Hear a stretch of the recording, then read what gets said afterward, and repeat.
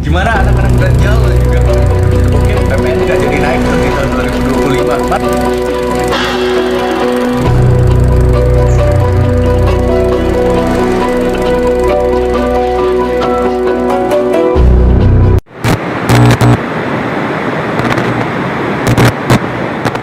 Sebelum gue jelasin kenapa TikTok itu berbahaya, gue akan jelaskan dulu apa itu TikTok.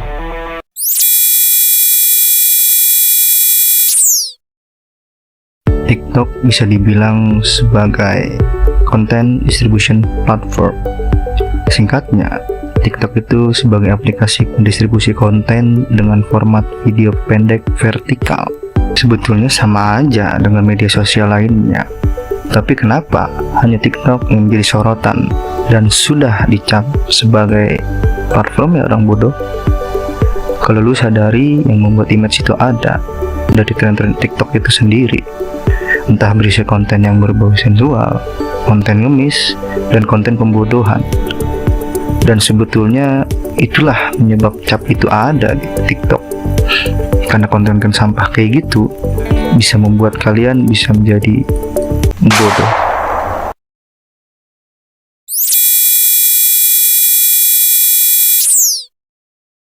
Kenapa sih kok bisa ada dalam tanda kutip konten-konten sampah di TikTok?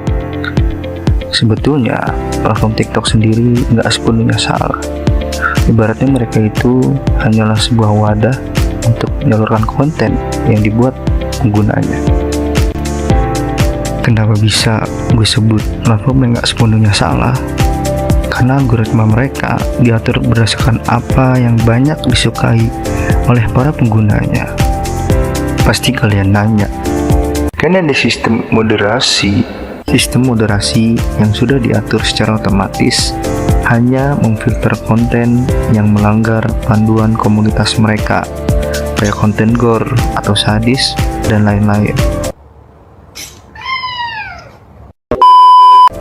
Tetap, yang namanya sebuah sistem yang diatur secara otomatis memiliki kekurangan, yang dimana konten gak bermanfaat harus di-report dan ditinjau secara manual.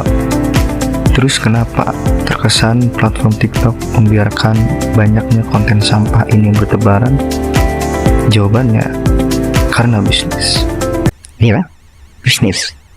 Kalian nggak salah dengar. Mereka hanya mengikuti apa yang paling banyak diminati oleh para penggunanya, selama itu nggak melanggar hukum. Lalu yang salah siapa? Yang salah itu ya para penggunanya, kreator dan viewersnya. Tapi nggak semua ya. Terus kreator dan viewers kayak apa maksudnya? Ya orang-orang yang memiliki pemahaman dan literasi yang rendah, dengan pemikiran yang aneh dan maunya serba instan. Dan mirisnya, karena keterbukaan sosmed ini, mereka mendapatkan panggung. Makanya nggak heran kalau konten sampah yang berbau sensual dan bermoral itu bertebaran banget di TikTok. Simpelnya, selama masih ada yang nyari konten kayak gitu, maka konten-konten itu akan tetap ada.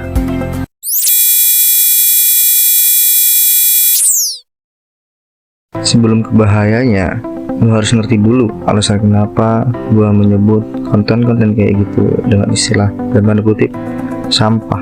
Karena konten-konten kayak gitu nggak hanya nggak bermanfaat, tapi juga ada efek sampingnya pun untuk viewernya yang konsumsi konten-konten itu, dan tentunya efeknya itu ya negatif.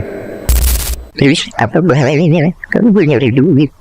Karena kawan punya susah. Gue kan nyari liburan. Dan gue kan gak melanggar hukum.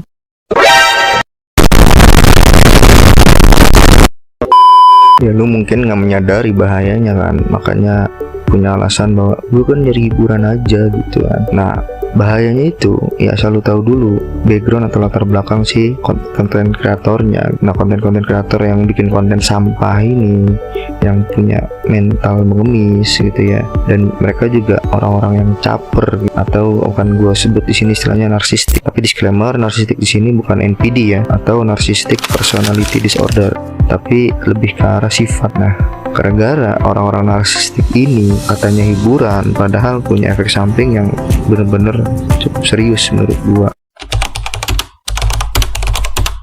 Siswa SMP yang jasadnya ditemukan di kuburan Cina ternyata dibunuh dan diperkosa 4 remaja. 2 diantaranya masih berusia 12 tahun.